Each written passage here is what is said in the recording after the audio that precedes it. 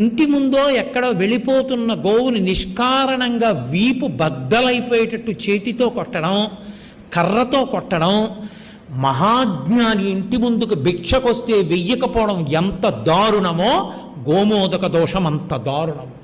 గోవుని కొట్టకూడదు, ఆ అధికారం మనకి లేదు. అంత గొప్ప ప్రాణి గోవు. గోవుకి గంగడోలు దురద. ఆ దురద దాని తోకతో కానీ ఇంకొకలా కానీ తీరదు. గోశాలలో గరుకు స్తంభం వేస్తే ఆ గరుకు స్తంభానికి అవి గంగడోలు ఇలా రాసుకుంటాయి.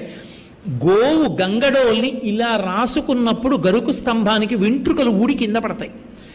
ఎన్ని వెంట్రుకలు ఊడి కింద పడ్డాయో అన్ని వందల సంవత్సరముల నివాసానికి వెంటనే నరకంలో ఉన్నటువంటి పితృదేవతల్ని స్వర్గంలోకి తీసుకెళ్ళిపోతారు ఒకసారి ఆవు రుద్దుకుంటే.